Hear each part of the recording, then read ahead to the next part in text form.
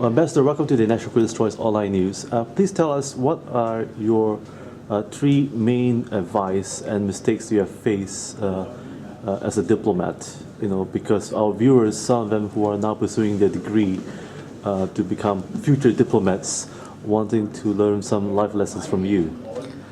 Well, I think in terms, let's start with the mistakes perhaps. I think some of the mistakes one makes sometimes is that one is negotiating with another party and they offer some kind of a compromise, but you think that you can do better and you persist and you reach an agreement, but they're not happy with it. So therefore that agreement breaks down. So I think that is a very important thing, that when you negotiate with people, as you negotiate with people in life, you have to have a certain amount of flexibility, and you shouldn't try to push your advantage or your position too much. At the end, both parties have to be satisfied with the outcome. And if it ends up that one country, either you'll end up with no agreement or the other party reaches agreement, if it's not happy with it, then that person or individual or organization will not be happy and not live up to that particular agreement. So I think that is a mistake that sometimes one makes. I mean, just small negotiations, etc., that I can talk about, not very large ones, but as you start doing these things from a young age, you often realize that this is something that you have there. I think the other thing is that you have to win people's confidence and keep it. And if somebody tells you, I'm telling you this in confidence, you can not tell anybody about it, or you cannot quote me, then you have to maintain that confidence, because like in every diplomacy, like in other things in life, you have to maintain confidence with people. If you want to maintain that level of friendship or cooperation with them, if they tell you something in confidence, you must respect that confidence. Nobody's going to say something like, we're going to attack your country tomorrow in 24 hours. Nobody, it's stupid to say that. So I think it's good to if you have sincere friendship and you want people, if you respect people, you want them to respect you, and then you can achieve better results in the future, that one should always respect other people's confidences and never breach a confidence in that case, which is often the case. It's always good to do that in that case. And well, the other thing, of course, is that, you know, the English used to have a very good system in the old days, with the colonial days. Every New Year or Christmas, they would write a card to everybody they knew. And what has happened these days is, because of email, nobody is writing to anybody anymore. So I think if one takes the trouble to get some New Year cards or whatever cards of whatever season you like, and you write even just one line to people by hand or in a pen, preferably, not by a biro or a ballpoint, to people and address it, it's a very small investment, but it will be always remembered by the other people, and your list of friends will remain.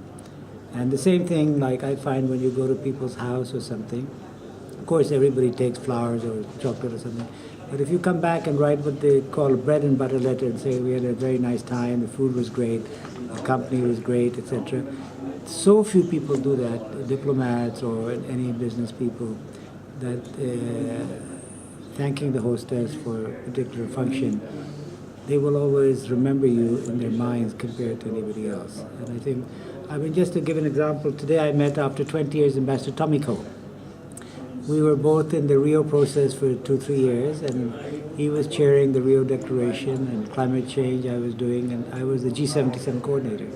And we finished the negotiation, and afterwards he wrote a small letter saying that thank you for my contribution as coordinator for the developing countries, probably quite modest, but he wrote to thank me for it, and he, my mother kept the letter all those years, and even the envelope, and my sister had it, because my mother sadly had passed away. So when I came to see him this morning, I took it to him, and it had also, we had all collected the signature of everybody in that negotiation. There were 22 diplomats.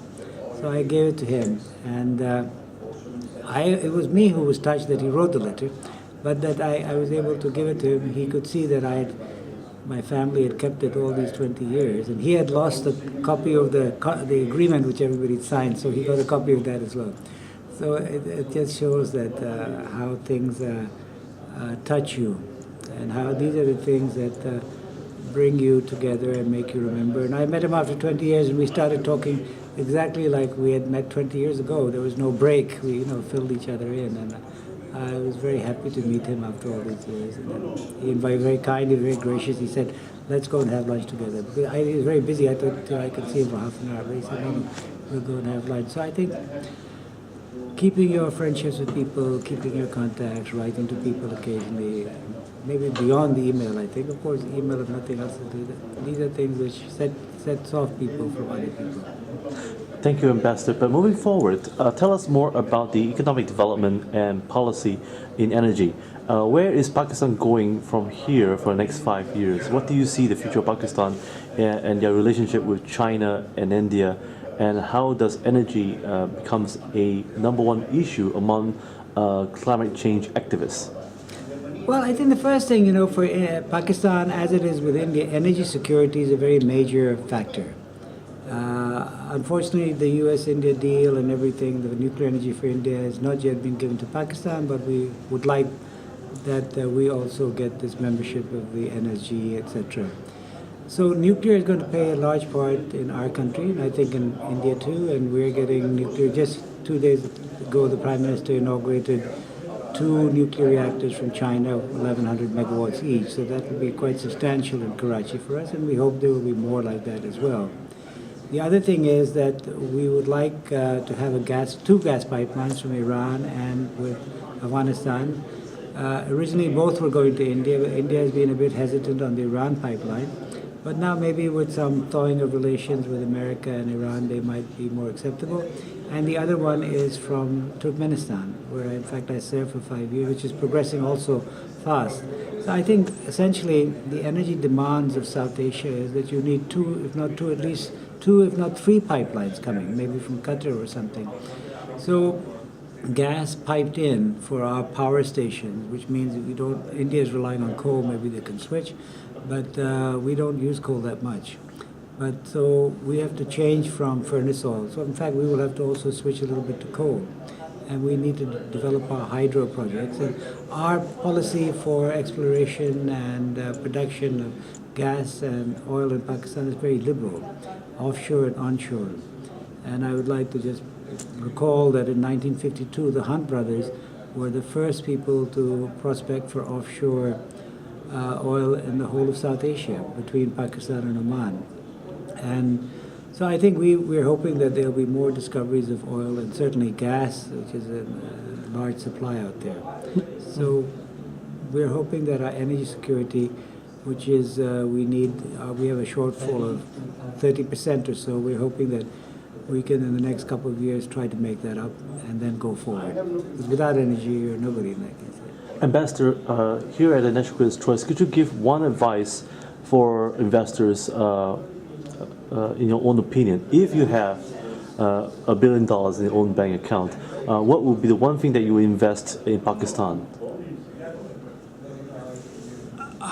Well, I think in Pakistan there are many opportunities for investment. Oil and gas sector is the most buoyant, and we find, it's a very buoyant sector, and you find companies from Australia, from Hungary, from America, from France, investing for some time in the oil and gas sector. So I think that is a very solid investment opportunity, because the commercial returns per unit is the same as the world price for oil. So I think that is very good. And then the second thing is, I think that in terms of infrastructure development, there are mass transit projects. And with a country of 185 million people, you can't go wrong if you have a public-private partnership in gas and in public transport, mass transit systems, and also in terms of energy and hydel projects, small hydel projects which are producing. You get payback also from environmental units which come back from the Climate Change Convention. You get a revenue stream which is there. Investment is not very high. And the government is buying energy produced by turbines, by wind turbines, by solar farms, and by hydel projects at very competitive rates. So I think one gets a very good rate of return in Pakistan for that. And one last question, Ambassador. Has the Pakistan government implements the anti laws? Well, we have all the laws on the statute books, and we have a National Accountability Bureau against corruption, and it's a constant process. We've had a very activist Supreme Court for the last 6-7 years, and many people have been hauled up, and much money has been recovered. And of course, this is something throughout in the world that you have to keep on doing it, and you have to keep on improving the anti-corruption aspect.